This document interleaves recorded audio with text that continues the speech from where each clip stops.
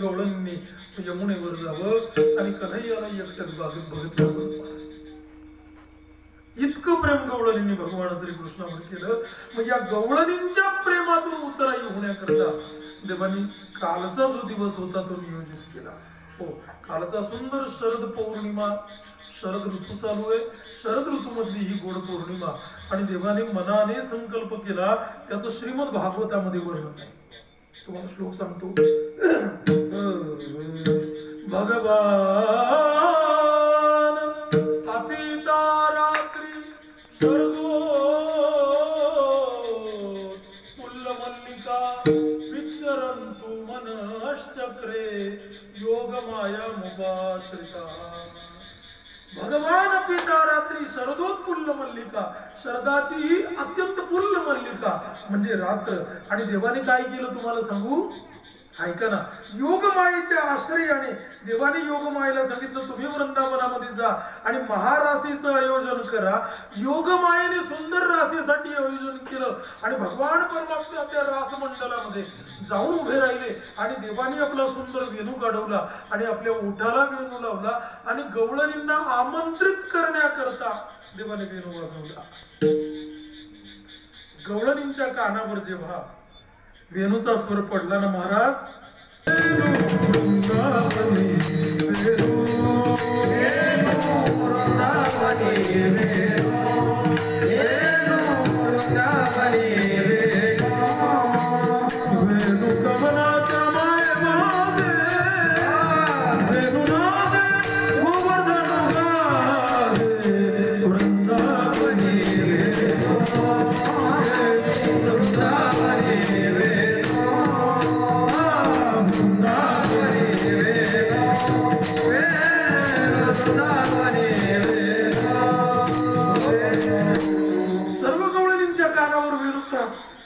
ध्वनी पडला आणि गवळणी म्हणायला लागले, ऐका ना. वृंदावनी वेणू वेणू कवनाचा माय माझे, वेणू नादे गोवर्धन गाजे, वृंदावनी वेणू. हो, वेणूचा स्वर कानावर पडल्या आणि तुम्हाला सांगू इतक्या सुंदर सुंदर सुंदर सुंदर गवळणी विना वाजवत राहणार. हे कमी झालंय जरा. तुझ्या मुरलीचा ध्वनी अकल्पित पडला कानी, विवळ झाले अंतःकरणी, मी घरधंदा विसरले.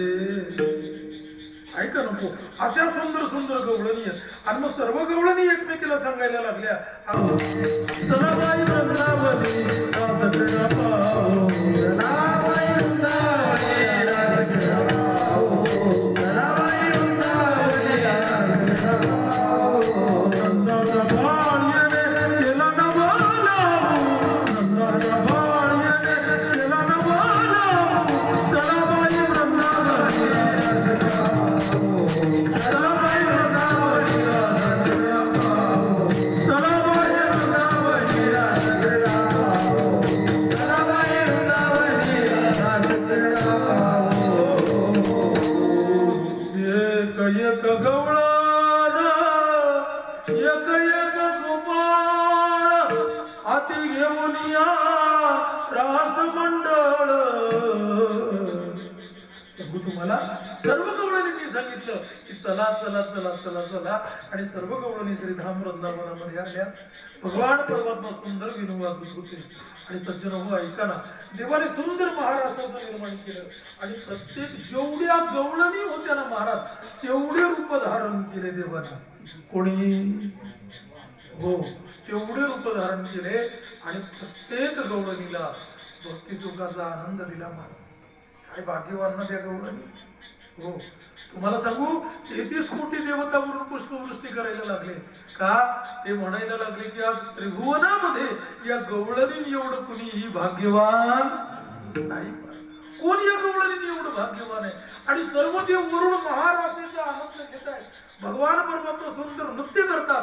प्रत्येक गवळणी बरोबर प्रभू नृत्य करतायत. हे कैलासामधून महादेवाने बघितलं. महादेवाला दम नाही निघाला. महादेव म्हटले वरूनच नुसते फुलं कुठपर्यंत टाकायचे.